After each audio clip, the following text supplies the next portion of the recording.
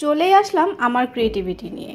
ক্রিয়েটিভিটির একটা ভিডিও দিয়েছিলাম, সেটা অনেকেই খুব পছন্দ করেছিলেন। তো আজকে আপনাদের সাথে শেয়ার করে দেখাবো একদম কাঁচা গোল্লার যে একটা রেসিপি, সেটা একদম বাসায়, তাও আবার কোনো প্রকার ভিনেগার ছাড়া ছানা তৈরি করে দেখাবো, একদম খাঁটি গরুর দুধের।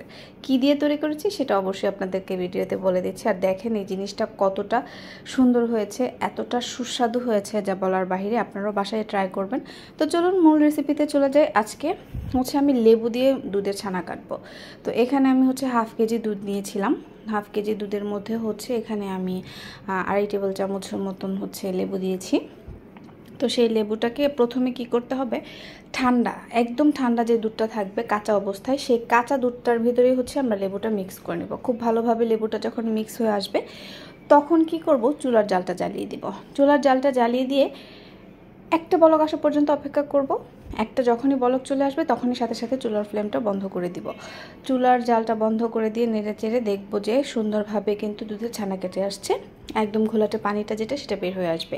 আজকে ভিডিওটা একটু বড়, তা আমি মানে ছোট ছোট জিনিসগুলো যেভাবে শেয়ার করেছি তার জন্য আমি এটাকে কাট করিনি। তো এই তো দেখেন সুন্দরভাবে নাড়াচাড়া করতে করতে কিন্তু দুধের ছানাটা খুব সুন্দরভাবে কেটে আসছে। আর এইভাবে যদি লেবুর দিয়ে আপনারা ছানা কাটেন, ছানা হতে বাধ্য, একদম সফট আর যেরকম দরকার সেরকমটাই পাবেন।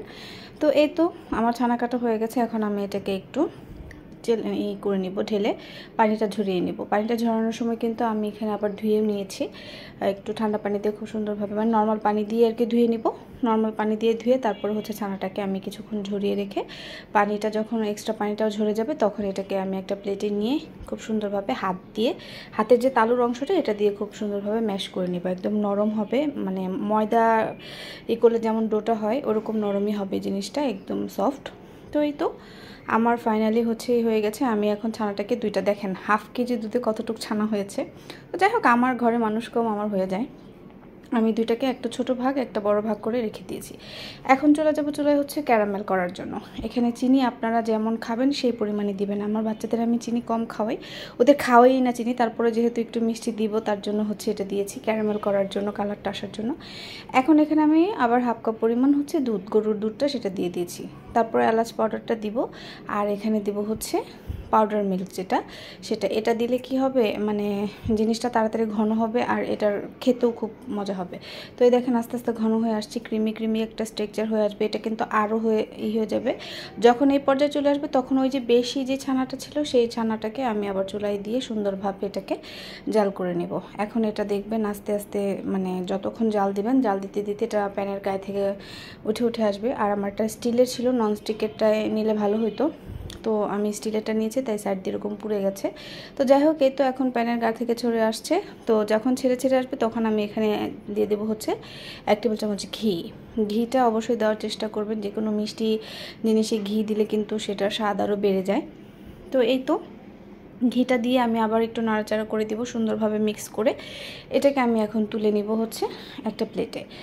একটু কুসুম গরম থাকা অবস্থাতেই করবেন, কারণ বেশি গরমটা তো হাতে না, মানে হাতে সহ্য করা যায় এরকম অবস্থাতে একটু ঠান্ডা করে নেবেন, তাহলে আর কি শেপ দিতে খুব সুন্দর আসবে। আর ওই যে কম অর্ধেকটুকু ছানা ছিল সেই ছানাটুকু আমি এটার সাথে খুব সুন্দরভাবে মিক্স করে নিচ্ছি।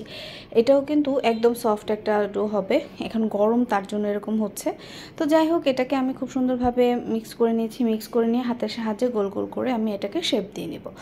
আপনারা যে কোনো শেপেই দিতে পারেন, আমি গোল শেপটাই দিয়েছি। তো এই তো দেখেন কি সুন্দর একদম একসাথে সবগুলা মিক্স হয়ে গেছে, আর কতটা সফট হয়েছে ডোটা।